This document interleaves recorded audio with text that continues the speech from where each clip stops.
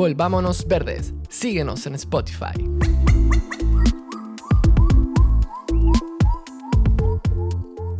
Necesitamos descansar y permitir que la tierra descanse. Daniel Martín.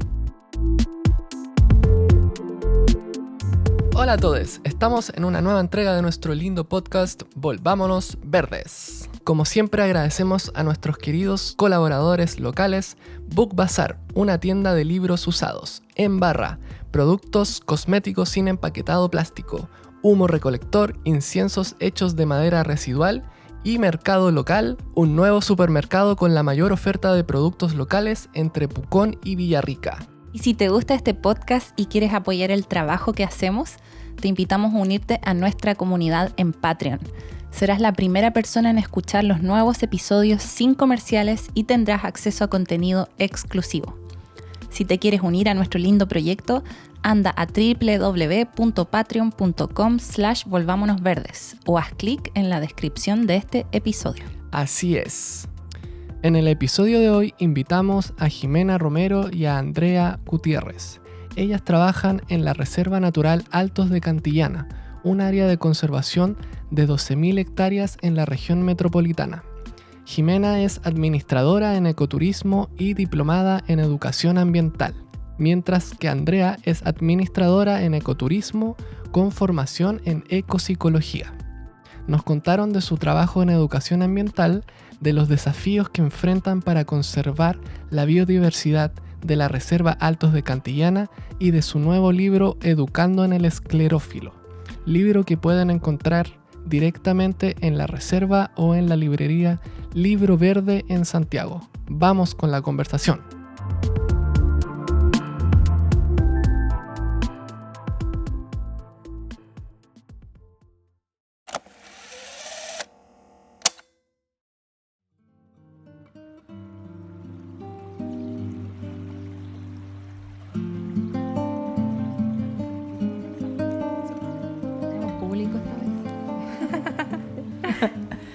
Entonces, no tengo que olvidarme, estamos aquí con Jimena Romero y Andrea Gutiérrez y estamos actualmente ubicados en Valdivia, en el Parque Urbano El Bosque, un lugar muy lindo también, que los invitamos a que lo vengan a visitar.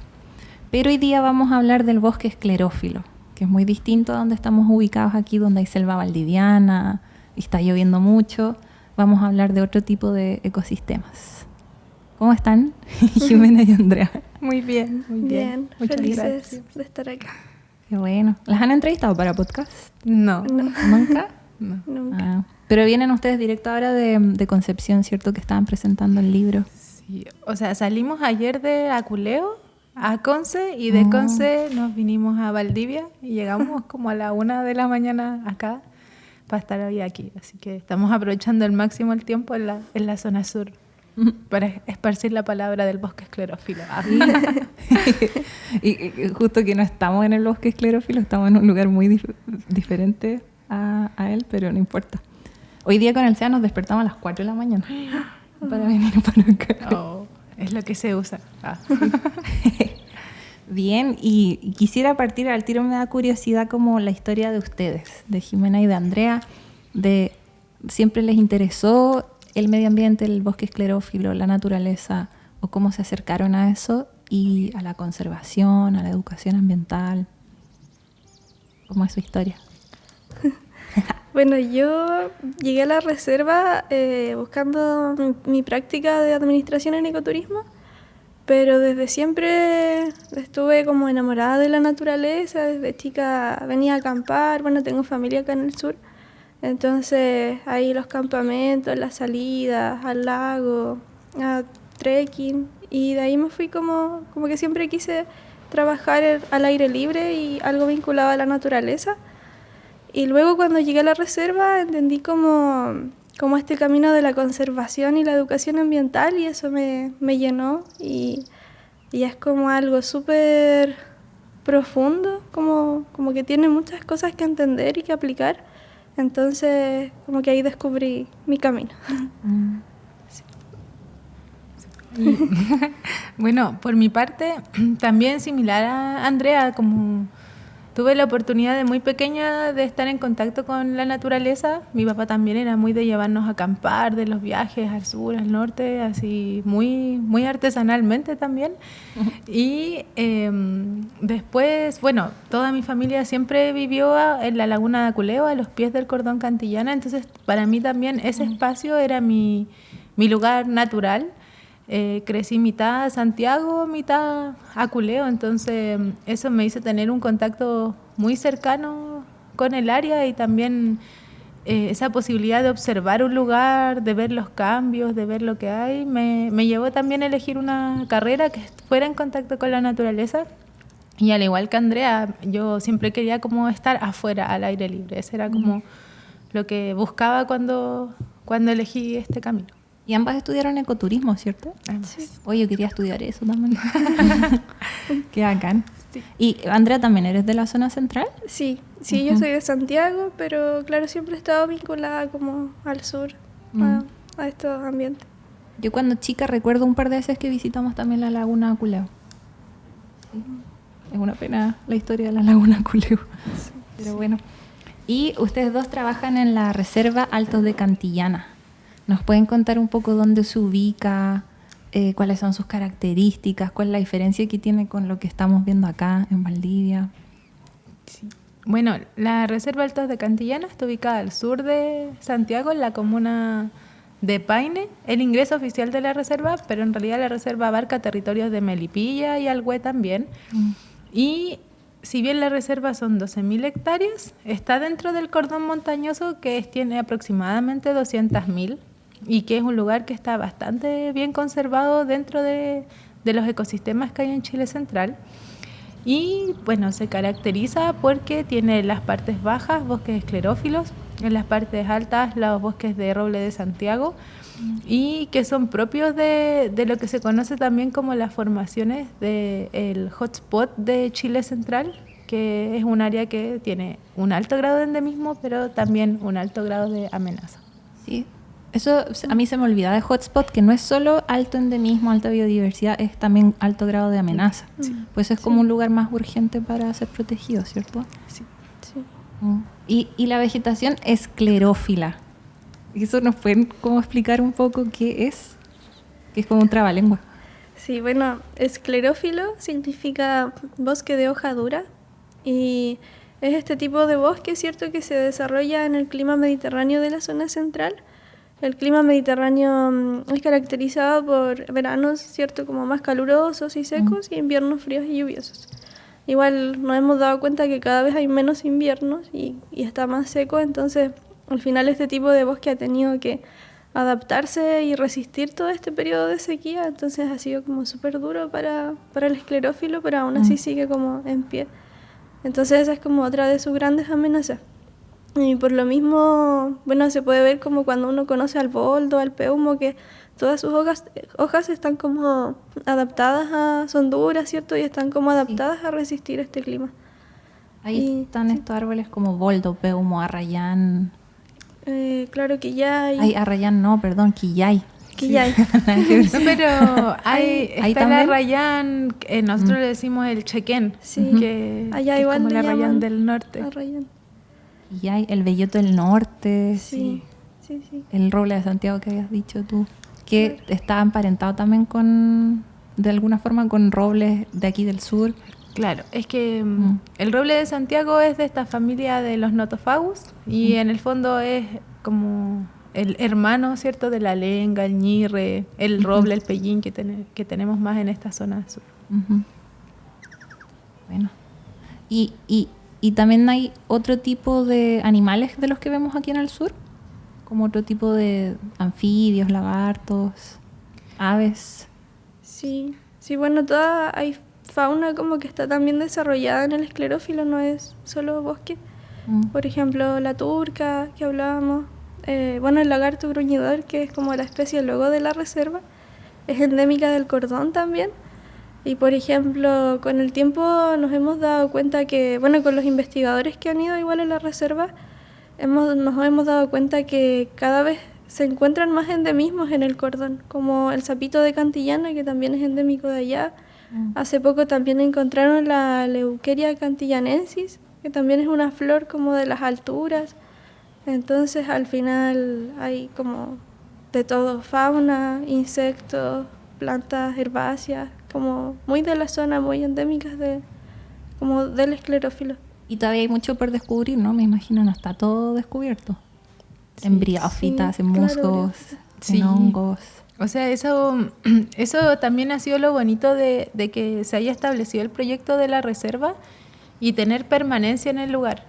Porque siempre hay personas, o sea, desde los guardaparques hasta los investigadores, que están mirando ese espacio y todos los años descubrimos cosas nuevas. Y hay cosas que las encontramos y todavía las están estudiando. Hay muchas cosas que están como SP, especialmente con hongos. SP es que no se sabe la especie, claro, ¿cierto? no se se sabe. reconoce solo el El género, género, claro. la como familia, sí. sí, como que todavía no llegan así a saber exactamente qué es, entonces hay que hacer mayores análisis. Y claro, como que todos los años van apareciendo cosas. O sea, la leuqueria que decía Andrea se describió el 2018, por ahí, 2019.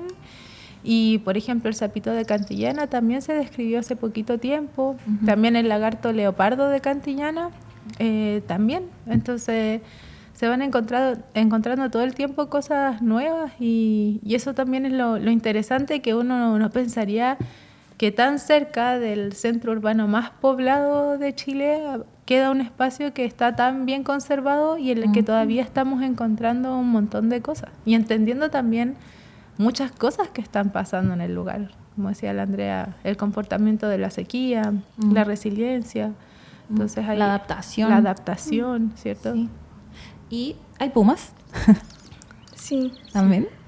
Sí, hace muy poquito, bueno, hemos tenido, ahí los guardaparques han tenido avistamientos en cámaras trampa y hace poquito también un guardaparque tuvo la oportunidad de ver puma en el alto, en la parte alta de Cantillana. Bueno, y zorritos también. Sí. Sí, de los carnívoros hay gato guiña, colo-colo, Eso quería puma, preguntar, guiña. los zorritos chille y culpeo y quique y chingue. Sí. Y sucede, bueno, nosotros en general publicamos muy pocas cositas de los carnívoros porque lamentablemente todavía alrededor del cordón Cantillana es súper habitual la caza y todavía el puma es una amenaza para las comunidades ganaderas. Entonces nosotros tratamos en general de difundir muy poco sobre las ubicaciones, los lugares o los tiempos. Por ejemplo, no decir en qué lugar y hace cuánto se vio, porque eso a veces genera un flujo de las mismas personas del territorio como para ir a ver, no sé si es una amenaza para el ganado, por ejemplo. Todavía se caza. Sí, y lamentablemente es más común de lo que uno piensa y eso todavía en algunos grupos de las comunidades aledañas al cordón es una especie de deporte la caza de zorro y lamentablemente, o sea, es algo que también uno lo conversa con el SAC y todo, pero la fiscalización es súper compleja porque es muy difícil saber lo que está pasando en el cerro. Uno escucha la correteadura, pero es súper difícil llegar a ese momento y verlo in situ, porque legalmente hay como que descubrirlos in situ, si no, no.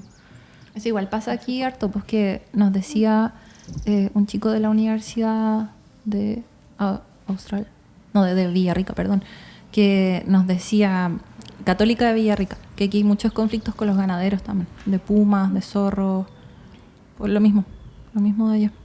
Sí. Bueno, quizás hablamos de eso más adelante. Quería preguntarles también, ¿cuántos años tiene la reserva? Más o menos. ¿Más de 10 años? Sí, o sea, la reserva como la figura así legal se crea oficialmente el año 2008. ¿Que no es tanto? No es tanto, Sí. pero desde el punto de vista de conservar el lugar o de querer como empezar a cuidar este territorio, desde finales de los 90 que empiezan a haber algunos movimientos y cosas. Desde la época que estaba la CONAMA se empezaron a hacer en el fondo algunos proyectos para levantar información del territorio. Después hubo un proyecto GEF en el que se hizo como el acuerdo público-privado Cordón Cantillana y después de eso, ya como resultado de ese todo periodo que tuvo muchas mesas de trabajo con los propietarios, llega de todos los propietarios del cordón se crea la Corporación Altos de Cantillana, que da origen a las 12.000 hectáreas que hoy conforman la reserva. Porque es de propiedad, o sea, es privada, ¿no? Sí, Sí. Es propiedad de 4 familias, algunas de ellos herederos históricos y otros que compraron para conservar. Y en el fondo es la voluntad de ellos la que permite también que hoy día exista este territorio. Que, bueno, ahí también eso es todo un tema, porque a veces la conservación privada es súper cuestionada, pero por ejemplo nosotros siempre decimos, alrededor de la reserva está lleno de condominios. Y muchas veces no se cuestiona, por ejemplo, la inmobiliaria, pero sí se cuestiona mucho un área de conservación, porque para la gente es como no hacer nada. Y por ejemplo, es mejor entendido que se cierra un condominio y que tú no puedes pasar un condominio, pero a veces no se entiende que una reserva es un lugar que también necesita descanso y cierta forma de relacionarse para que puedan ocurrir los procesos naturales del lugar.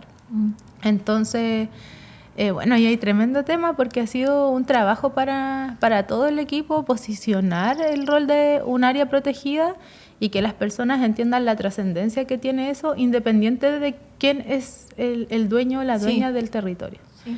Así que ahí tenemos como bastante trabajo en ese aspecto de posicionar la conservación privada como una suma también. Y también mucho trabajo con la gente que vive ahí, la gente local, los vecinos, los colegios de ahí. Todo eso es parte del programa de educación ambiental, ¿no? Sí. Que están llevando a cabo. Sí. No sé si la Andrea quiere contar un poquito más. Sí, claro, a través de la educación ambiental en realidad hemos llegado mucho, yo siento, a la comunidad local como en general. Y bueno, como decía la Jime, como que desde mucho antes de la creación de la reserva se empiezan con talleres de educación ambiental, así como talleres aislados con las escuelas. Y luego el 2016, gracias como a que pudimos encontrar mayor financiamiento, se hace como un programa a largo plazo con las escuelas locales, que son 2 de Ranque y Pintué. Y bueno, este programa contempla hacer actividades en aula una vez al mes con todos los cursos de prekinder a octavo básico, y luego hacer una salida a terreno con todos los niveles también a la reserva. Entonces, eso ha sido súper bueno, como tanto para las escuelas como para la reserva, porque ha logrado como llegar a una relación mucho más profunda, como con profesores, con los niños, niñas, con los apoderados. Entonces, yo siento que ha sido súper bueno, porque de esta visión como un poco como de la comunidad local, de que hoy cerraron este lugar que es privado, llega como a ver otra visión de hoy están abriendo este lugar para la conservación, para que los niños conozcan. Entonces ha sido súper potente ese programa, y además hemos como logrado ver todo ese desarrollo como de los niños que han tenido este programa en el 2016 ahora, que ya han pasado a toda la base de su educación con estos programas. Qué bueno, porque me acuerdo cuando estaba estudiando en la universidad, tuvimos un ramo que se trataba de ver cómo influía la protección de áreas protegidas en la población local. Y hicimos entrevistas como a las personas locales que vivían alrededor. Esto no era en Chile, eso sí. Y muchas personas no entendían por qué se protege. O decían no sirve de nada, o no nos dejan entrar, hay demasiadas reglas. Entonces nos dimos cuenta lo importante que era que las personas de ahí entendieran por qué se protegía, por qué se cierra, por qué se prohíben ciertas cosas. Es súper importante, ¿cierto? Si no, no tiene mucho sentido si la gente de ahí no lo entiende. Claro. Sí. Es que yo creo... No. Es que yo creo que también hay que entender que la conservación es un problema humano. Y generalmente cuando hablamos de conservación creemos que hay que tomar medidas o labores como con el ecosistema o la naturaleza, pero en realidad hay que tomar medidas con la forma en que nos relacionamos con el ecosistema. Porque en el fondo, ¿de dónde vienen las amenazas? ¿De dónde vienen, no sé, los atropellos, el resultado del cambio climático? Todo viene de las personas, los incendios forestales, de la forma en que nos relacionamos. Entonces, para nosotros es muy importante el programa de educación ambiental para redefinir la forma en que nos relacionamos con ese espacio y reconstruir la relación con el ecosistema. Eso es en el fondo lo que tratamos de buscar también y promover con el trabajo que estamos haciendo. Porque, ¿qué pasa? Que lo que dices tú, pues las personas no ven la relación entre este espacio natural muchas veces y su propia vida, pero el aire que respiramos, el agua, la calidad de los suelos, todo lo que hay alrededor proviene de los ecosistemas naturales o más silvestres. Y no, o sea, también cuando Rod escribió el prólogo nos decía eso. Rod Walker. Sí. Nos decía como, yo siento la naturaleza en la ciudad. Y la ciudad es naturaleza también, pero el problema es que no hay conciencia de ello. Sí. Entonces ahí hay toda una línea que trabajar y que tiene que ser, siento yo, más amplia, que no tiene que quedar en espacios tan pequeñitos, sino tomar toda la educación formal de alguna forma y que permee esta idea así hasta lo más profundo. Y esa idea, yo igual crecí en Santiago, pues entonces está la idea de que en la Patagonia está la naturaleza, en el sur, claro, pero aquí no mucho, en la zona central uno no incluso en la ciudad, uno no la veía en la ciudad. Crees que ahí no está afuera, en otros lugares o en otros países también. Y Rod Walker me acuerdo que me dijo eso también, que lo entrevistamos y nos decía, no separes, decía, naturaleza y ciudad. Decía, si al final a veces son una. Sí. Qué lindo la educación ambiental que ustedes hacen directamente con niños y niñas más pequeños, po. Y que aquí quería preguntarles qué distintas metodologías ocupan en el aula y en las salidas a terreno. Ya, o sea, yo le voy a contar un poco y yo creo que la Andrea puede complementar más lo que ella ha desarrollado. Entonces, bueno, lo primero, la base, es entender que nosotros tratamos de abordar 4 grandes problemáticas. La primera de ellas es la percepción que tienen las personas del ecosistema, que es lo que mencionabas tú, que a veces vivimos al lado de un lugar maravilloso y no somos conscientes de ello porque es lo que hemos visto siempre. Por otra parte, el tiempo de implementación, porque nos costaba mucho en el fondo como encontrar un espacio para desarrollar educación ambiental. Entonces decíamos, vamos a hacer talleres de educación y no llegaba nadie, o a veces las escuelas nos apoyaban, pero eran en horarios en donde había baja asistencia, un sinfín de cosas. Y el otro tema era la homogenización cultural o biocultural, que les preguntábamos a niños y niñas, ¿ya qué conocen ustedes de este lugar? Y el lobo, no sé, los ciervos, leones. Sí, los conejos, los leones, que también por ahí se describe en algunos documentos como el efecto Disney, ¿cierto? Que todo lo que recibimos alrededor está basado como en la biodiversidad del hemisferio norte o de otros territorios, y asociado a eso las mallas curriculares, porque veíamos en el fondo que no sé, los niños aprendían de vertebrados. ¿Y qué vertebrados aprenden? El oso, la jirafa, bueno, el león, y no es nada de lo que había en su territorio. O incluso cuando a veces se abordaba la biodiversidad de Chile, se tomaba en cuenta el copihue, la araucaria, el cóndor y el huemul, porque estaban en el huemul, claro, en el escudo, sería.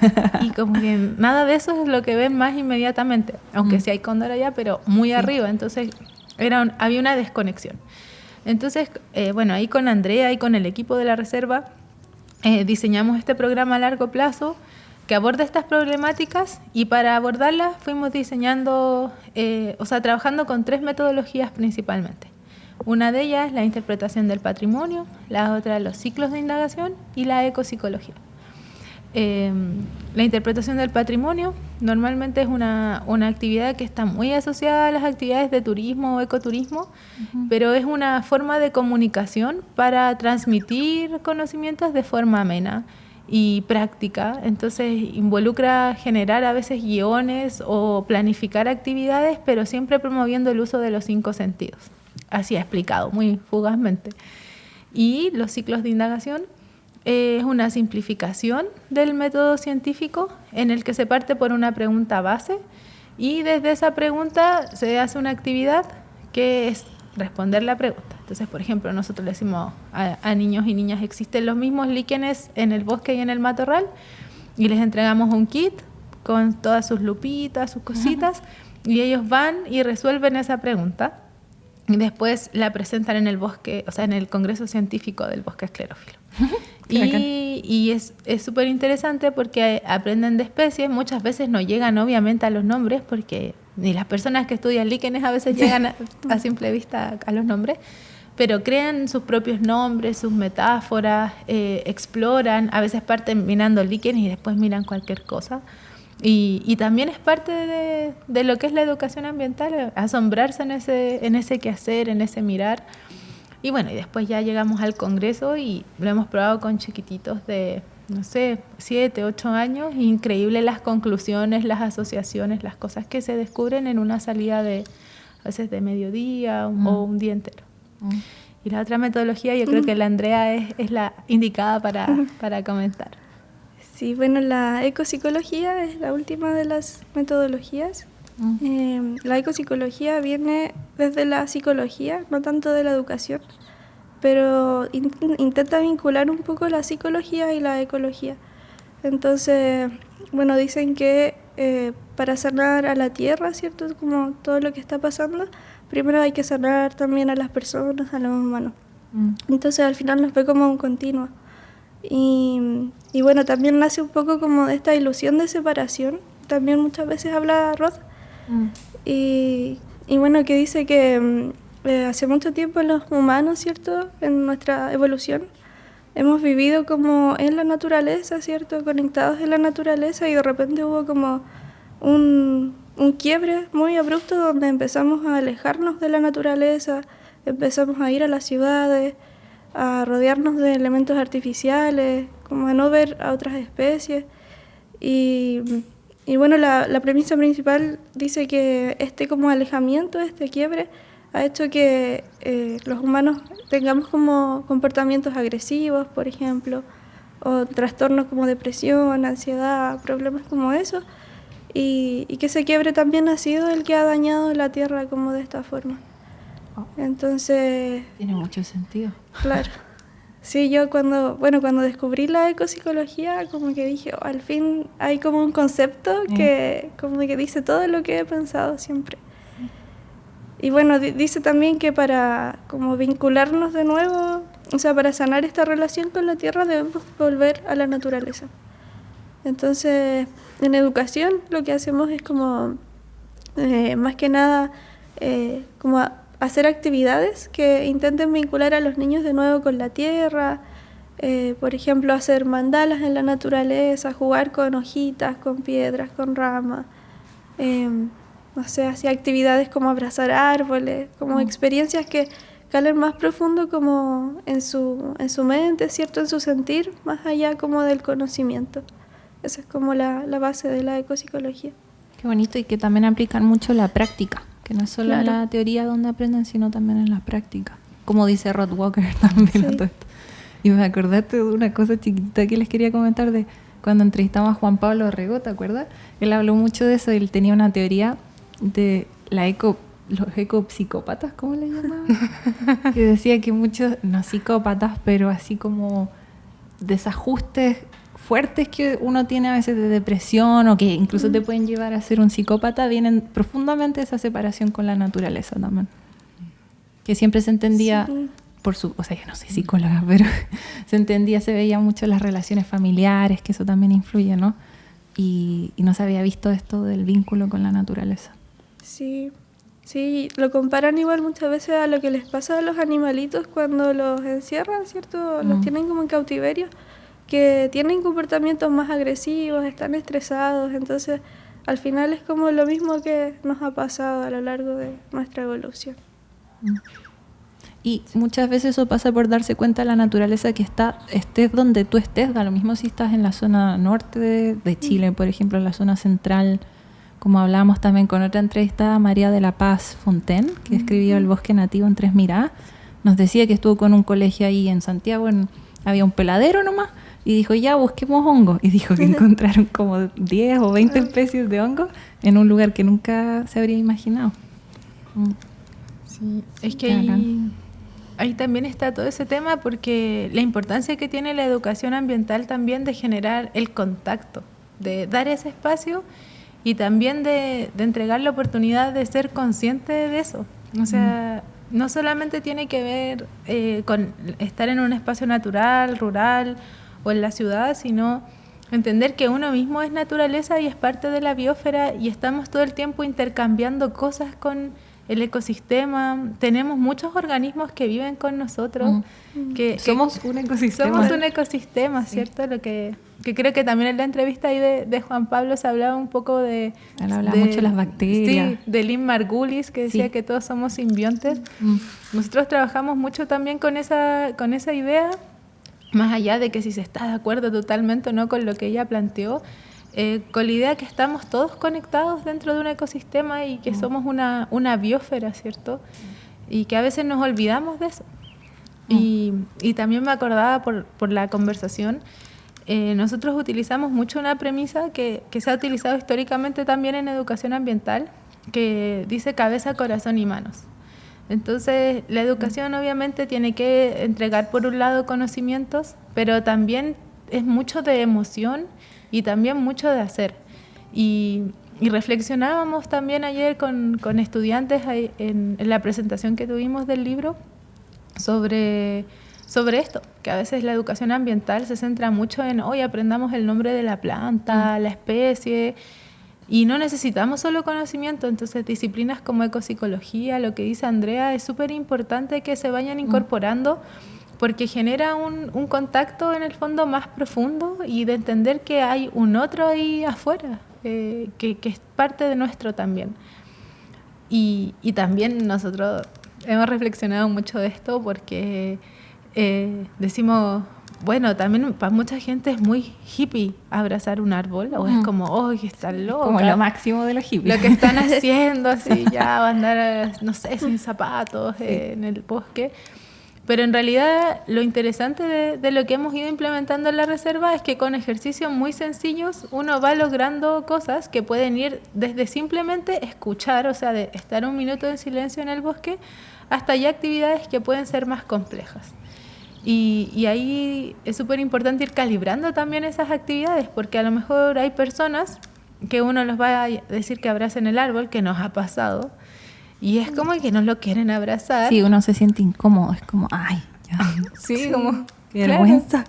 Claro, pero entonces uno dice, ya, este público quizás vamos a hacer esta actividad que está más ajustada, pero por ejemplo los niños y niñas no tienen ese sesgo. Entonces es como, abracemos el árbol y así, ¡fa! Y se tiran. Y es súper bonito también cómo pasa eso, porque también la construcción del adulto muchas veces está muy alejada del juego y de la naturaleza. Y creo que eso también hay que volver a reconectarlo. Sí, volver a entrenarlo. Que el estar en la naturaleza requiere mucha curiosidad, observación, jugar. Mucho jugar, es verdad. Sí, y bueno, también lo conversamos un poquito ayer ahí en Conce, pero ahora todas las metodologías como más modernas hablan del juego libre y que el aprendizaje tiene que estar centrado en el niño o la niña, principalmente en las etapas tempranas. Y muchas veces los niños están en un sistema educativo que los separa de ese jugar. Y si uno lo piensa y lo mira, y también con Andrea la otra vez veíamos muchos videos de que todos los mamíferos, la forma en que aprenden es jugando. O sea, si uno mira los monos, los gatitos, los delfines, y hay muchos estudios de esto, o sea, uno pone ahí como jugar, una forma de aprender, y cómo el gato aprende a cazar, cómo regula la energía, la precisión, es a través del juego. Y lo mismo nos pasa a nosotros, pero se nos niega además como una oportunidad biológica que está en todos, y que creo que la ecopsicología, conectando con lo que comentaba la Andrea, otorga esa oportunidad, como de volver a conectarse también con la naturaleza del ser humano, que a veces también por el sistema es como opacada o aplastada por un montón de normas que siento que cada vez nos damos cuenta que tienen menos sentido. Y era muy real eso de que uno se centra, especialmente si estudias biología, psicología, te quieres saber todos los nombres científicos de todo. Y a veces no se trata tanto de eso. O sea, uno se puede saber todos los nombres de las especies, pero si tienes ningún vínculo con ellas y no sabes realmente cómo se comportan los árboles, cuando son de este color, de este otro color, cuando, no sé, pues todas las cosas que uno puede observar con la curiosidad, no necesitas saber el nombre científico para saber mucho sobre o conocerlos bien desde el corazón. Nos quieren hablar de este libro que es tan lindo, el Educando en el Esclerófilo, se llama. Dale. Sí, bueno, bueno, el libro nace a partir de este programa a largo plazo. Intentamos ahí recopilar la experiencia de más de 10 años de trabajo en educación ambiental. Y en realidad igual es un trabajo súper colaborativo de muchas personas, de facilitadores, de experiencia, del equipo de la reserva. Y intentamos como englobar todo lo que hemos hecho, bueno, las metodologías mencionadas, el trabajo en el aula, el trabajo en terreno, también una compilación de relatos que ocupamos en la naturaleza, bueno, y en el aula también, para mostrar de otras formas la naturaleza a los niños y niñas. Sí. Está muy bonito.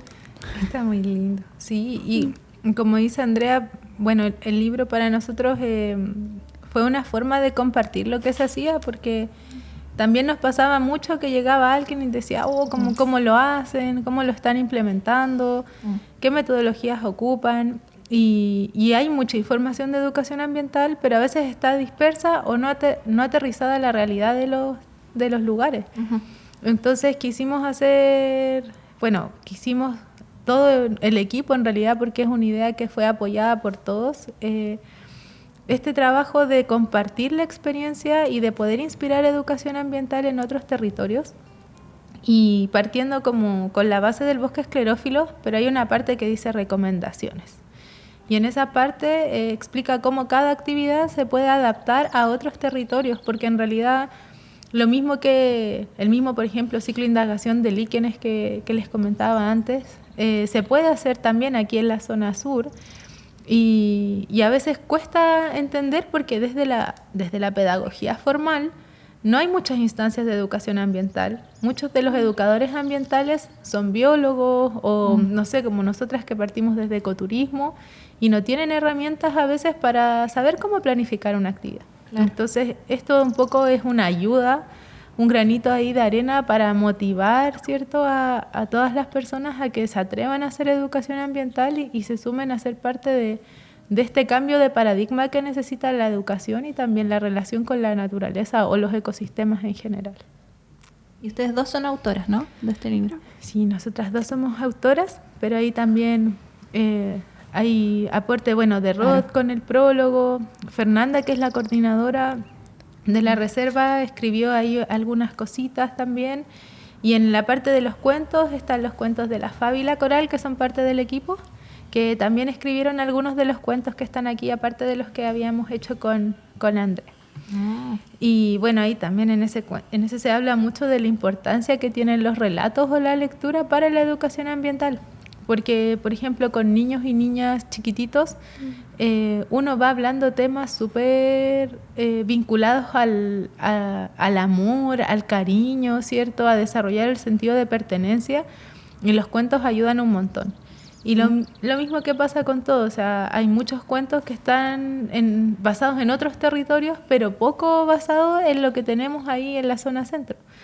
Y afortunadamente ahora hay muchas editoriales que han ido sacando, yo encuentro, ha sido alucinante en los últimos 5 años, como muchos libros conectados más con el territorio chileno, pero hace 10 años como que todavía estábamos así, Caperucita Roja, sí, y ese estilo, ¿cierto? Entonces, princesas Disney. Sí.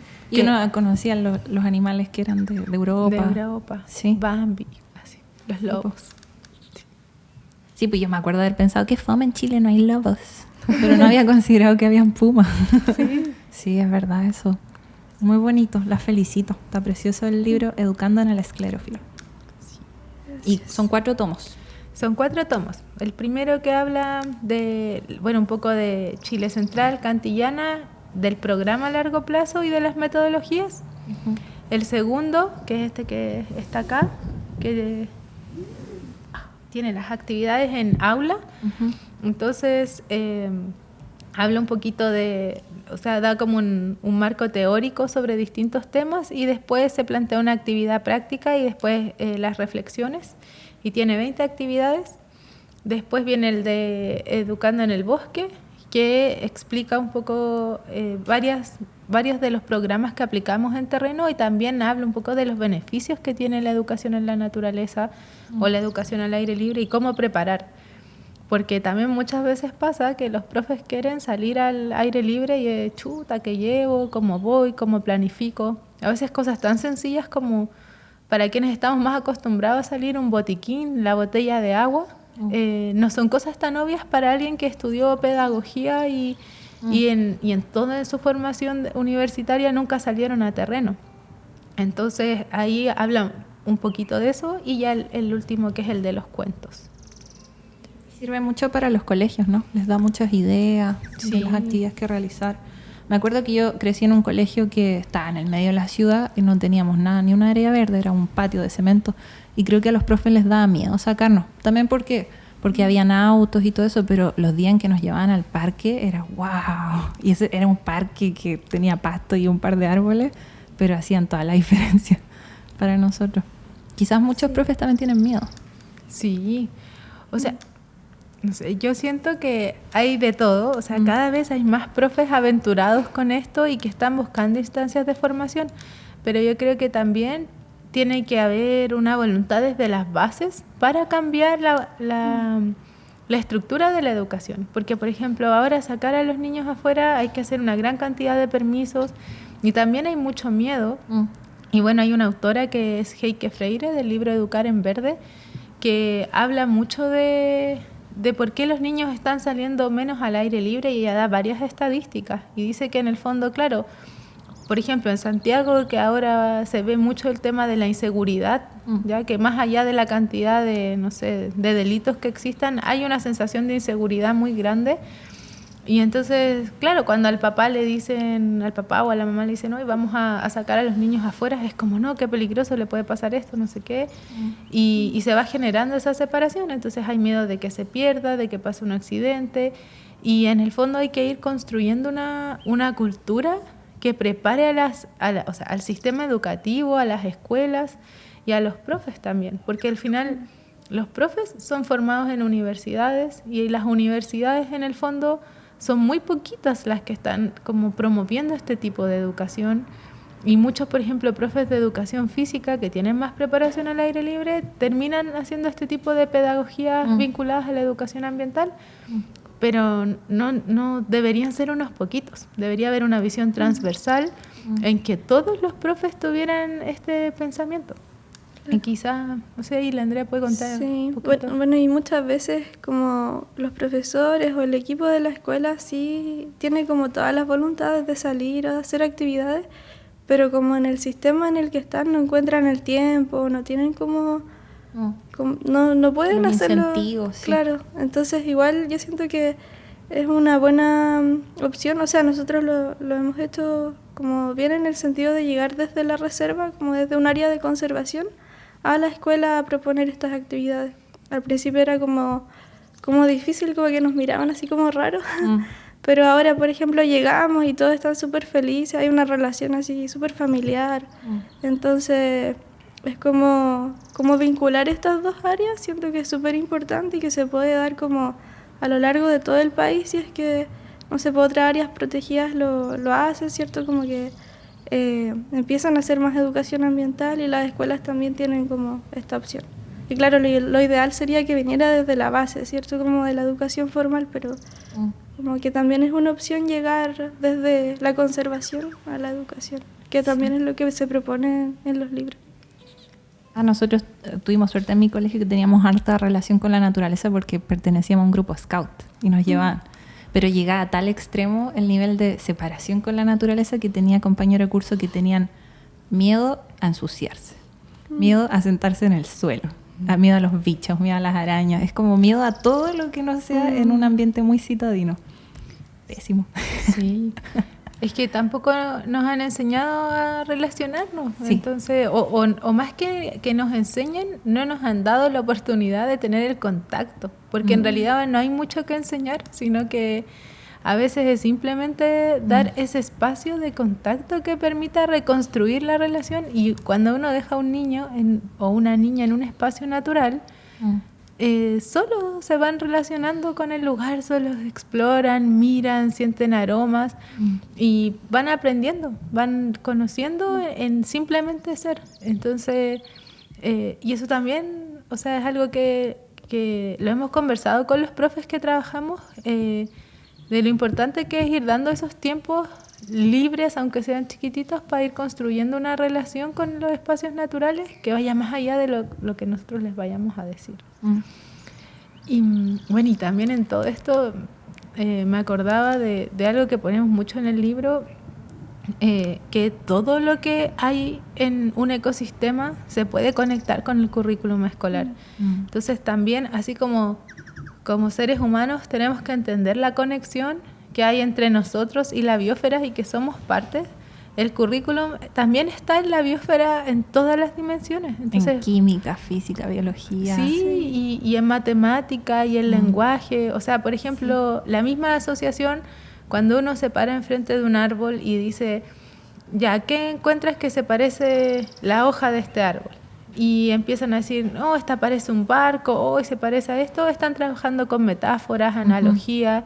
Cuando leemos cuentos es lenguaje. Si uno les dice, ya crea una obra de arte con elementos, es arte, ¿cierto?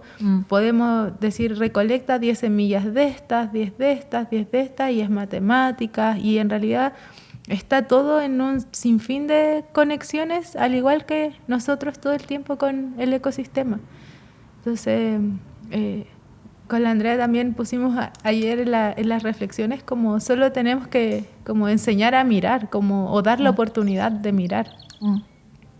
Y hablamos también con otros entrevistados de lo importante que es, especialmente cuando uno es más pequeño, que te saquen al aire libre, que los niños, las niñas desde pequeñitos los lleven a la naturaleza, al parque, al bosque, a cualquier espacio natural, pues no tiene que ser un bosque, pero sí. Sí, de hecho, como que también de lo que hablamos harto son de, un concepto que ocupamos que son las experiencias significativas en la naturaleza. Y por ejemplo hay muchos estudios que dicen que experiencias en la naturaleza, en la infancia, crean después personas proactivas con el medio ambiente, como involucradas en la naturaleza, en el activismo, o que se desarrollan en ambientes naturales. Entonces, de ahí igual también parte la base como de las metodologías, de generar esta conexión y de lo que hablábamos, como de dar esa oportunidad de que se desarrollen en el medio ambiente, porque después es muy difícil como de adultos mostrar esta conexión, o que vuelvan como a tocar la tierra y que no piensen que es algo sucio, o a ver un árbol como otro ser que es igual a ellos y no como algo externo. Entonces, sí, como que podemos lograr eso desde la base de la infancia, como que ya el camino es mucho más fácil después. Sí, ¿verdad? Sí. Después se puede volver a reconectar, pero es más difícil, claro, me imagino. Y lo otro que hacen ustedes en la Reserva Natural Altos de Cantillana son programas de ecoturismo. Ustedes dos estudiaron ecoturismo, ¿no? Sí. ¿Qué es el ecoturismo? Dale. En el ecoturismo es, turismo, pero desarrollado, ¿cierto?, en ambientes naturales, con conciencia, ¿cierto? Siempre se propone como en grupos pequeños, no como este turismo masivo que a veces se ve. Y siempre vinculado a la sustentabilidad, ¿cierto?, y al desarrollo de una conciencia ambiental. Esa es como la base. Sí, o sea, siempre se dice también como tomar las 3 patitas, lo económico, lo social y lo ambiental. Entonces, nosotros tratamos en el fondo, de generar actividades de ecoturismo que ayuden al lugar, ¿cierto?, que generen recursos para el lugar, también para las personas, y también en el fondo lo económico, que ayuden a la labor de conservación que hacen en el territorio. Ahora nos cuesta harto como dividir lo que es el ecoturismo de la educación ambiental. Entonces, en realidad, nosotros muchos de los programas que trabajamos en educación ambiental los transformamos en experiencia de ecoturismo, pero porque se abren a la comunidad, pero están íntimamente relacionados. Sí, po. Y tiene que ver más que con el contenido o con la forma, muchas veces con el público, porque nosotros hacemos educación ambiental gratuitas con las 2 comunidades locales, y muchos de eso quedan en ese lugar, pero después ofrecemos el programa para ampliarlos a otras personas. Entonces lo mismo que de explorar con la lupa, a veces de mirar con luz UV, de tomar datos o estas actividades de abrazos del árbol, ¿cierto? Se transforman en posibilidades para hacer con visitantes que quieren tener una experiencia más rica en la naturaleza. Claro, no solo ir a visitar, sacarse las fotos, sino que saber un poco más del lugar que estás visitando. Sí, ahora lo que hemos hecho, bueno, estos últimos años es como proponer varios productos de ecoturismo y, por ejemplo, ahí están los baños de bosque que están más relacionados a la ecopsicología, hacemos tour de avistamiento de aves, tour de microbosques que está más relacionado con la observación con lupa y así son como distintos paquetitos de programas para ofrecer a distintos tipos de visitantes igual. Me acuerdo que cuando estaba ya estudiando en la Universidad de Ecología, cada vez que teníamos un ramo de aves, por ejemplo, musgo, te enseñaban de eso y los empezabas a ver y te das cuenta que en los mismos lugares que ibas siempre, ahora veías cosas que nunca habías visto antes. Y después te enseñaban insectos. Empezabas a ver insectos por todos lados. Es como que uno empieza a descubrir dimensiones nuevas cuando te enseñan de un aspecto. Y uno dice, ya conozco el lugar, pero lo empiezas a conocer de forma distinta. Sí, y yo siento que uno empieza a ver como toda la trama de las cosas, porque cuando uno va a un lugar, por ejemplo, no sé, ya aquí vemos solamente como, no sé, este espacio, las paredes, pero después te dicen, oh, mira como esto, y se van sumando capas y se va ampliando la mirada y uno termina volviéndose loco. Sí, así estamos. No queremos pisar, no queremos caminar por aquí. Eso le pasa a los niños, dicen como, ¿cómo voy a pisar aquí? Está lleno de musgos, está lleno de bichos, de hongos. Pero en el fondo, eso es un poco también lo que uno busca con estas actividades, que es lo mismo que mencionamos antes, es enseñar o dar la oportunidad de mirar, de ser consciente de lo que hay alrededor, de sentir lo que hay alrededor. Con los 5 sentidos, con todo. Y me hicieron pensar que también es muy bacán el turismo, pero el turismo también tiene muchos impactos, pues, y uno especialmente lo ve cuando ve el turismo en masa, bueno, los viajes en avión, en crucero, todo eso, en bus, genera mucha basura. Entonces el ecoturismo es como una respuesta a eso. Sí, y bueno, y también lo que mencionábamos antes un poco, que las visitas a las áreas naturales no deberían ser vistas como un bien de consumo en donde solo voy y me saco la foto y salgo, sino que la idea de estar en un área natural también es entender la trascendencia que tiene ese espacio. Y ahí en el fondo hay una invitación para todas las personas que visitan áreas silvestres o incluso no solo como lo que llamaríamos patrimonio natural, sino también el patrimonio cultural. A veces es como un checklist de cosas que hacer porque la vida es tan rápida y tengo que cumplir con todo esto, entonces voy a hacer el trekking acá, voy a ir allá, conozco todos los parques, pero ¿realmente los conociste? ¿Realmente te involucraste con esos espacios? Entonces hay como una cultura de consumo que se traspasa también en las experiencias turísticas y que degrada los lugares, porque visitar un lugar solo como un espacio de uso y después desecharlo también no creo personalmente que sea lo correcto. Claro, que uno dice, ya estuve ahí, listo, lo visité, este otro también. Sí, es verdad, ahí entra lo emocional, el vínculo emocional con el lugar. Sí, y ahí también nosotros tenemos mucho, a veces, críticas de los visitantes porque tenemos una capacidad de carga, porque a veces nos dicen, ¿por qué no abren en la semana? Pero nosotros decimos, bueno, el lugar igual necesita descansar y hacemos muchas actividades que son gratuitas, tenemos muchas actividades guiadas también gratuitas que las subimos a la página cuando se dan esas fechas. Y en el fondo no pasa como por querer cerrar el lugar, sino no es como que te quiero aislar del lugar, sino que le estoy dando a ese lugar el espacio que necesita o que merece también. Como un poco lo que promueven también los derechos de la naturaleza, porque siempre se habla como del derecho del humano, de la persona, pero no sé, ese animalito también tiene derecho a estar tranquilo en su espacio y a entender que tampoco todo se tiene que visitar.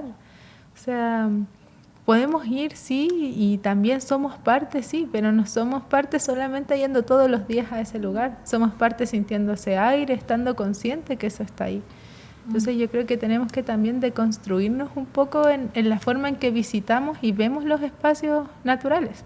Y muchas veces la gente que ve las áreas protegidas las ve como solo un lugar de ecoturismo y no las ve muchas veces todo lo que hay atrás. Por ejemplo, lo que hacen los guardaparques de recolectar semillas, poner cámaras trampa, trabajar en las áreas de restauración, el control de erosión, el control de especies exóticas invasoras, que nosotros tenemos mucha chaqueta amarilla. Entonces, bueno, un área de conservación es mucho más que solo la visita de ecoturismo. Hay todo un mundo detrás que tiene que ser visto también. Sí.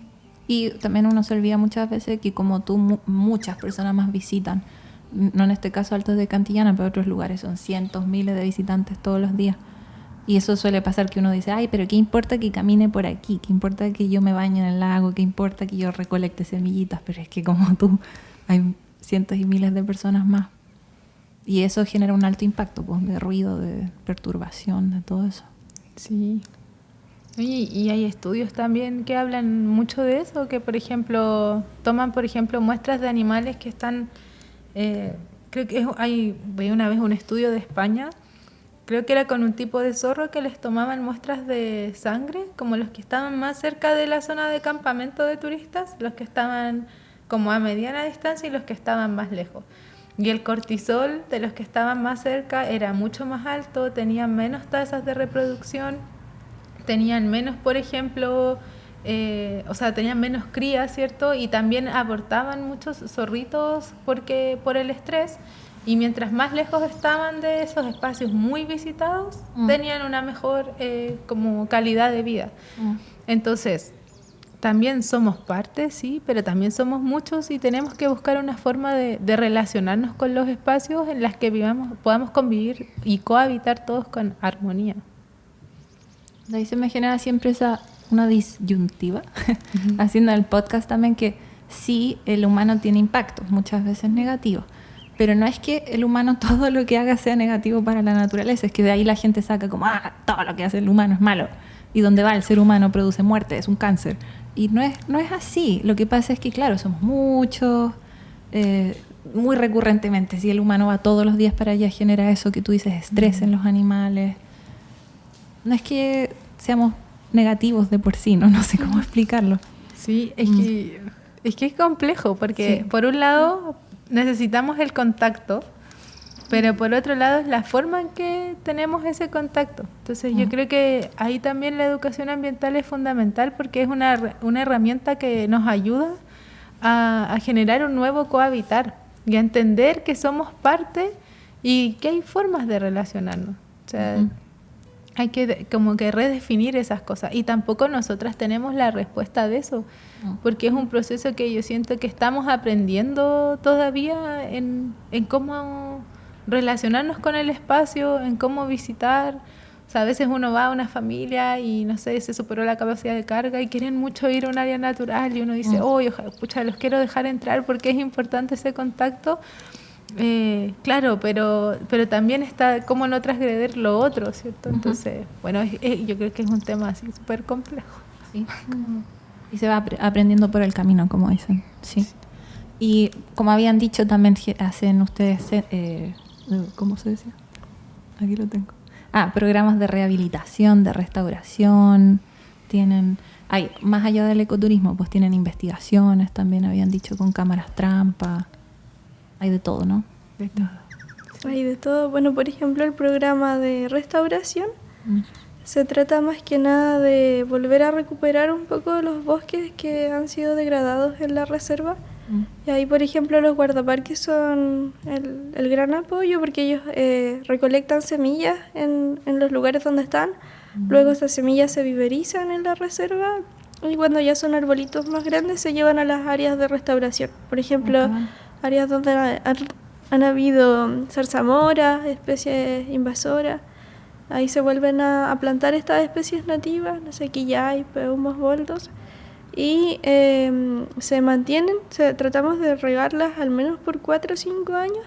Por ejemplo, desde el 2016 hasta ahora ya hay un área que ha estado todos estos años, ¿cierto?, en restauración, y ahora ya debería como empezar a tirar solita como a hacer bosque. Y se nota igual el cambio como de esos sectores. Y también viendo lo que está pasando como en el escenario del bosque, porque por ejemplo hay un bosque húmedo, ¿cierto? Donde habían pataguas, lingues, que ahora ya se está como volviendo más esclerófilo, ¿cierto? Están sobreviviendo más boldos, peumos, litres.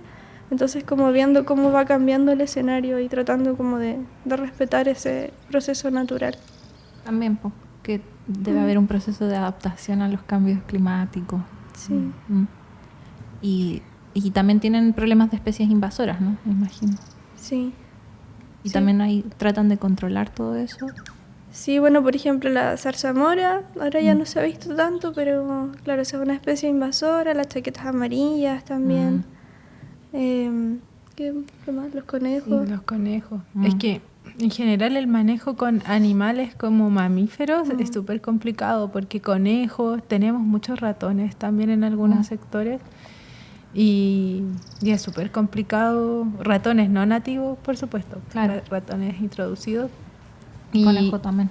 Claro, y eso es súper complicado el manejo porque, por ejemplo, claro, nos dicen, "Ay, pero pónganle veneno a los ratones", pero los ratones que se los comen, las lechuzas, los concones. Entonces, claro, no podemos hacer un manejo fácil con ellos y tampoco es llegar y decir, no, vamos a, porque claro, también entre todas estas conversas dicen, no, pero deberían hacer como un coto de caza para que se casen conejos o guarenes y tampoco la idea es meter una masa de gente que esté matando a otros animalitos, entonces es súper complicado el manejo de esas especies. Y claro, con la chaqueta amarilla está el método Río Clarillo, que se les pone una panita con un líquido y como no hay insectos voladores que coman carne, ahí la chaqueta amarilla se come eso, se lo lleva al nido y desaparece en el fondo. Y la mora, por suerte, como decía la Andrea, la hemos logrado controlar con método manual principalmente y eso ha hecho que se vaya acotando los lugares y no siga proliferando. Pero el problema es que en la medida que el bosque esclerófilo, bueno, el bosque esclerófilo más húmedo, como higrófilo en realidad, ha ido cayendo al suelo, también a eso hace que prolifere la mora en algunos lugares. Entonces a veces la controlamos en un lugar, hay estrés de un sector de bosque en otra parte y se cae ese bosque y aparece mucha mora y hay que hacer todo un manejo que muchas veces tampoco están los recursos, entonces ahí depende de los proyectos, la cantidad de manejo que podamos hacer de esas especies exóticas invasoras. Y me imagino si hay un incendio, después se empiezan a esparcir todos los invasores, ¿no? Sí, o sea, es que hay distintas dinámicas igual en ese sentido, depende del lugar que sea en el incendio.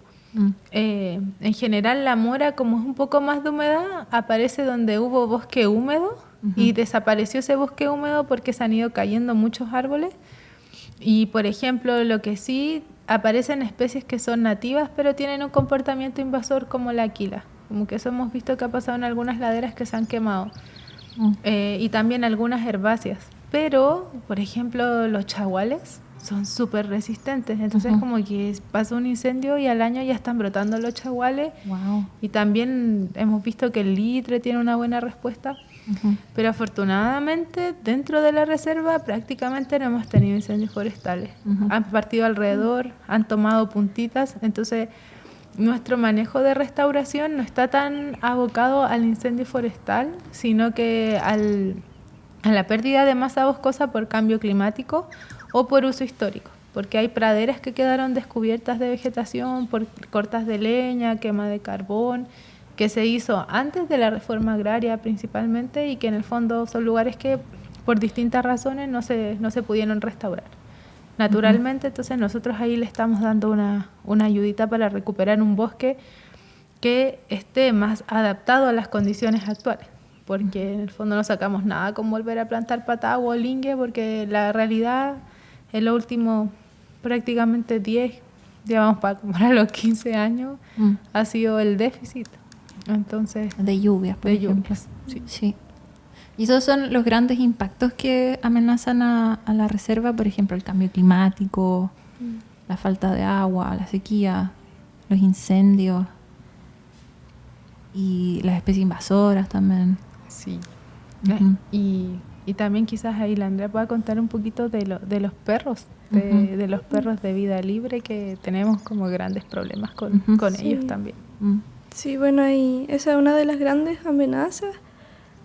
Primero hay perros, pero la reserva igual está como rodeada de inmobiliarias, entonces por ahí también es muy fácil que se pasen en las casas de los vecinos de al lado, entonces un poco como de tenencia responsable. También hay mucho tema de los perros como de las comunidades locales de los arrieros, que también, bueno, también todo es un tema de tenencia responsable en realidad. Y perros como asilvestrados como tal no es tan fácil encontrar, pero sí pasa mucho el tema de los perros que van como a pasear a la reserva, a veces no tienen como las vacunas, ¿cierto? Y claro, ahí después hemos visto como zorros, por ejemplo, con tiña, con enfermedades. Que se las transmiten los perros. Claro, Mm. claro, entonces ese es como un gran problema por lo mismo, porque al estar rodeado como de condominios es súper difícil como tener ese límite de que hoy los perros no se pasen al bosque, de que los zorros se mantengan en el bosque, como que Mm. es difícil. ¿Y gatos también? Gatos también, sí. Sí, no hemos visto como el daño como tal, pero sí hemos visto en cámaras trampa que están como justo en ese límite, como ese paso de gatos o perros como rondando cerca. Entonces, Y los gatos también le transmiten enfermedades a la guiña, por ejemplo, ¿no? oye, eso O a otros. no lo O sea, ahí la verdad, nosotros lo que sí tenemos certeza es el caso de los zorros, porque se hizo un estudio en la reserva, Mm. pero no recuerdo si propiamente tal había una relación directa con la guiña. Pero Ok. lo que sí, el gato, y que eso a mí me tocó verlo no hace tanto, el gato del vecino se pasó a la reserva, porque las casas, o sea, antes los vecinos eran bosque, se puso la inmobiliaria y el vecino es una casa con personas, Muchas personas. muchas personas. Sí. Y el vecino, uno de los vecinos tiene gatos y los gatos pasan mucho a un sector que también recibe muchas visitas, y nos tocó ver que el gato estaba cazando lagartijas y también lo hemos visto acechando pajaritos. Y claro, ahí ese gato en teoría está esterilizado y no va a producir una masa de gatos en el lugar. Pero si se llegaran a silvestrar, podría pasar lo que ha pasado en otros territorios con los gatitos. Entonces, o sea, ahí hay un tremendo tema, porque cada vez las zonas, como las áreas que están tomando las inmobiliarias, van llegando a lugares que eran más prístinos. Entonces ahora, por ejemplo, nosotros caminamos 4 kilómetros de la entrada, que antes uno solo escuchaba naturaleza, y el otro día estábamos ahí y requetón, así como, no sé. Al medio de la reserva. Claro, en un lugar que hace 5 o 6 años atrás uno no escuchaba la presencia de otros seres humanos. Entonces, es tremendo tema, porque ahí, o sea, está lo que decía la Andrea, los perros, están los gatos, pero también todo el impacto que produjo poner esa casa y que estén las personas viviendo ahí todo el día, porque están en el fondo la contaminación acústica, ¿cierto? Lumínica, toda la perturbación que genera poner una casa Los en el medio del caminos, cerro. sí, los caminos. autos. Sí. Y bueno, como se sabe, los perros y los gatos no llegan solos, pues donde llegan las personas a vivir, especialmente si son muchas, una inmobiliaria, un vecindario, ahí llegan muchos perros y gatos. Y es difícil controlar a los gatos, por ejemplo. Creo que a los perros es más fácil, pero al gato es como tenerlo dentro de la casa nomás. Sí, sí, pero en este nivel, como que siento que no hay voluntad de la gente de tener a sus perros, tampoco de cerrar bien sus parcelas. A mí me pasa harto hablando con vecinos. Hablé una vez con una vecina nuestra donde vimos los nevados en Pucón, que decía, es que es natural, pues si el gato su estado natural es cazar. Como que para ella el gato lo veía igual que el puma. Y yo así como, no es lo mismo. Sí. Pero no sabía cómo explicarle.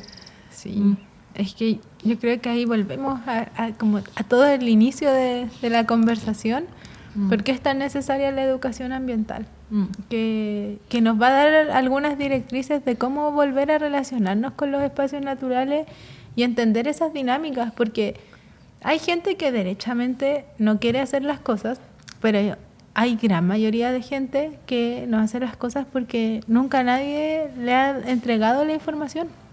Y lo mismo que hablábamos antes, hay muchas cosas que estamos aprendiendo de la dinámica de los ecosistemas que todavía están en un ámbito muy cerrado de la ciencia o de la difusión ambiental, pero a veces no están llegando a la masa de las personas. Entonces ahí hay un tremendo desafío en ese tema y eso también, o sea, y ahí vuelvo también a lo anterior, porque es necesario que hayan políticas públicas vinculadas a los ministerios de educación y que se comuniquen también los distintos organismos, porque, por ejemplo, nosotros trabajamos bastante con la Seremi Medio Ambiente, el Ministerio de Medio Ambiente, pero mucho de lo que se hace en educación ambiental no se ve traducido, por ejemplo, en el currículum escolar, y que es súper necesario. O ahora también estamos trabajando en un plan de prevención de incendios, y, por ejemplo, CONAF tiene material súper bueno para incluir dentro del currículum temas de prevención de incendio, tiene guías de trabajo en la web, pero muchas veces esas guías de trabajo o esa información no pasa a la escuela rural. Y claro, y cómo uno va a juzgar también a las escuelas, porque uno ve el sistema y el sistema es súper duro tanto para los niños como los profes. Si los profes están también súper cansados con el sistema porque entre que las pruebas, los CINCE, la evaluación docente, nosotros mismos trabajamos todo el año con los profes y claro, uno ve también ese desgaste que se ha ido ocasionando y más aún después de la pandemia, que muchos niños volvieron como que estuvieron encerrados, como educados muchas veces como lo poquito que podían darle los papás y el computador y clases web, y volver a la sala fue súper duro. Entonces a nosotros mismos el año pasado nos fue muy difícil hacer los terrenos, porque imagínense 2 años prácticamente sin salir y de pronto era como así la naturaleza y corrían y fue difícil. Entonces hay un tema como muy, muy profundo que yo siento que va a ir cambiando de muy poquito y que la Andrea también lo comentamos cuando hemos escuchado educadores de otros países o como el caso también de no sé, de Inglaterra, Escocia, que se ha ido cambiando muy poquito la educación formal hacia el aire libre y hacia la naturaleza, y ha sido procesos largos de años. Entonces yo creo que nosotros estamos un poco iniciando ese camino para poder controlar todas esas cosas que se ven tan de conservación, así como de naturaleza, pero que son tan humanas. Sí, y también es como un trabajo súper... como que vamos a ver recién los resultados como en mucho tiempo más. Sí, es de largo plazo. Es de largo plazo. Pero por ejemplo igual nos pasó hace poquito que una niña, la Londra, que tuvo los talleres de educación, yo creo que como por 4 o 5 años, después volvió a la reserva y ella salió del colegio de cuarto medio como buscando consejos, por ejemplo, para tomar así un camino más ambiental. Entonces nos decía como ya que puede estudiar biología, no sé, recursos naturales, ecoturismo, y como que es muy bonito que esos niños que han tenido este programa vuelven a la reserva como buscando involucrarse más en lo ambiental o buscando ser como voluntarios. Entonces ahí nos llena un poco. Ahí se nota. Sí, ahí se nota como ese trabajo y nos llena el alma. Ahora hay más interés de niños que salen del colegio de querer estudiar carreras así ambientales, ecológicas, son muy lindos. Sí, es hermoso. Y cuando salí del colegio era la única, nadie quería estudiar medio ambiente, decían, ¿para qué? Sí. Sí, yo creo que claro, como que está ocurriendo un cambio que a veces también estamos muy desesperanzados y en el fondo, si uno lo ve en perspectiva, igual en un periodo muy corto de tiempo han pasado muchas cosas bonitas y se está generando un movimiento que está contagiando a otras personas y que va a demorar y que va a ser lento y que no sé si vamos a ver totalmente los resultados, pero yo creo que para allá vamos igual. Sí, eso en el aspecto positivo no se nota, yo creo todavía, pero hay mucha gente trabajando desde las bases ya, desde restauración, educación ambiental, más ecología, se viene.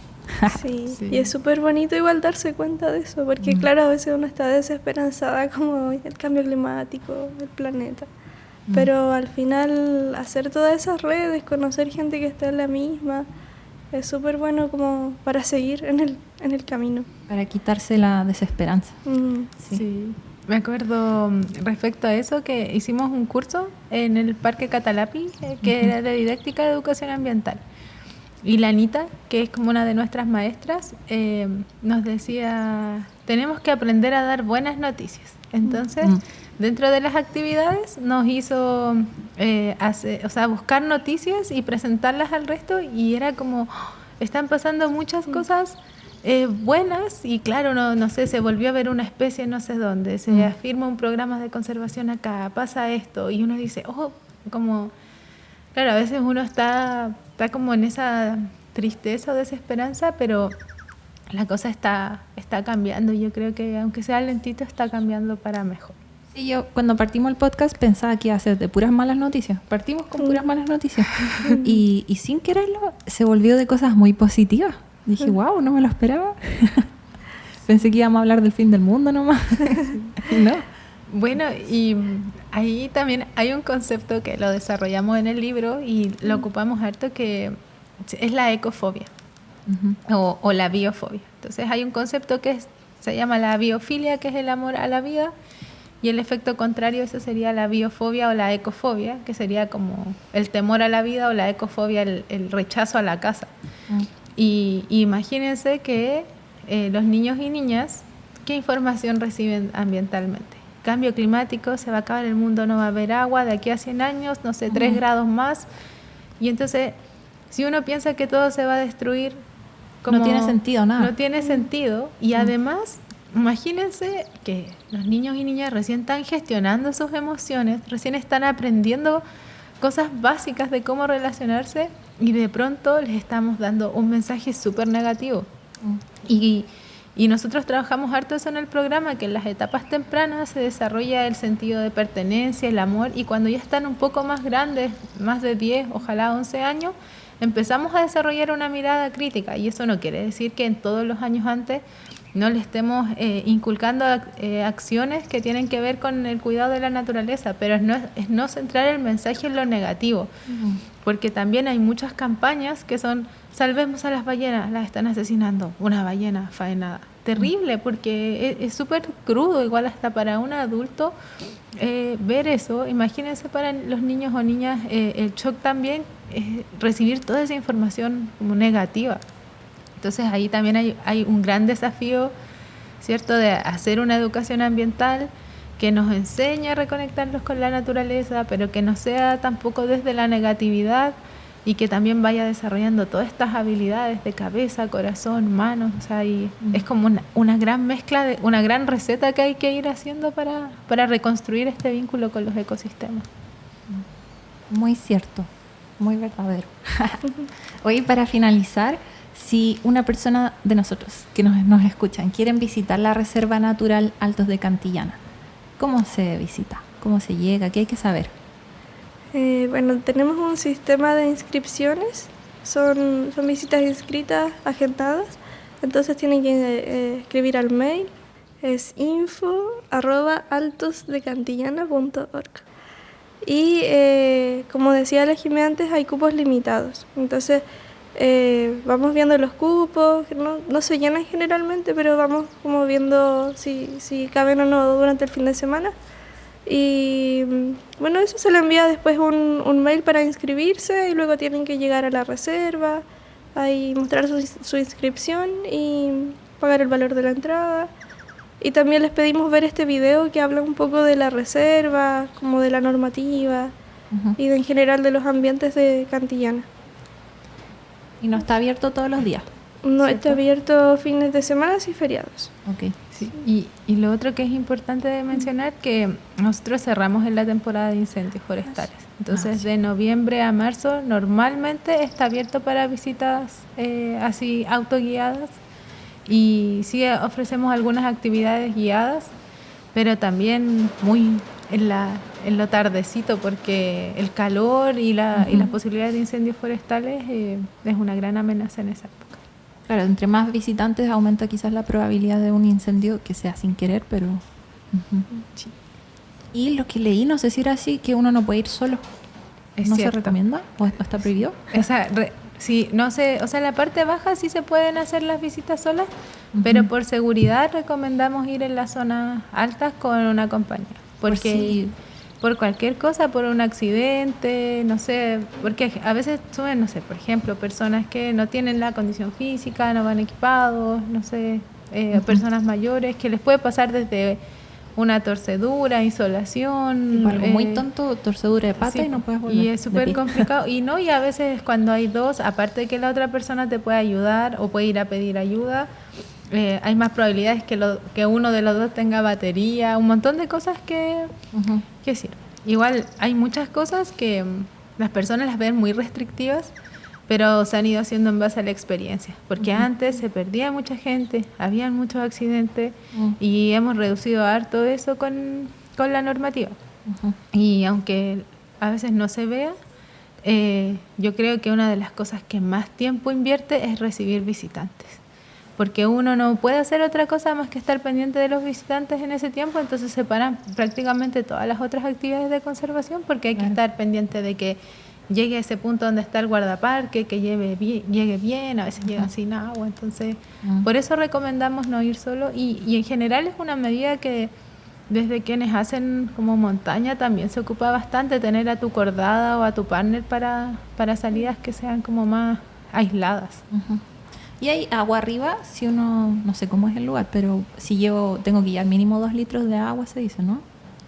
¿Se puede rellenar la botella por ahí? Lo que pasa es que nosotros, bueno, antes había agua en muchos puntos y ahora la quebrada hay periodos que se carga y se descarga. Entonces, ahora, por ejemplo, está con muy poquita agua porque no ha llovido, pero ya con una lluvia se reactiva y ahí nosotros les informamos en la recepción. O sea, en la recepción nosotros siempre recomendamos llevar 2 litros de agua. Y en la recepción hay agua potable y ustedes pueden ahí cargar su botella. Y si es que hay agua arriba, nosotros le decimos hoy va a haber agua para recargar, y si no, que se considere siempre llevar todo el agua desde abajo. Sí. Y lo otro que nosotros dejamos acampar solamente en la parte alta, porque la parte baja también es solamente para visitas por el día. Porque antes pasaba, esto es una anécdota, que como era un lugar tan accesible abajo, las personas iban más en modo carrete, pero literalmente una vez tuvimos que parar unas personas que iban así como con un chancho entero faenado, así como a hacer un asado en el bosque con leña del bosque, y era como, no, como por favor no lo haga. Entonces se ha ido como tomando ciertas normativas en pro de cuidar el lugar y también de ir un poco orientando el perfil de la visita, que no deteriore tanto el espacio. Y no se puede hacer fuego, ¿cierto? Solo con cocinilla. Solo con cocinilla. Se puede cocinar. Sí. Y había otra cosa que quería preguntar, pero ya se me olvidó.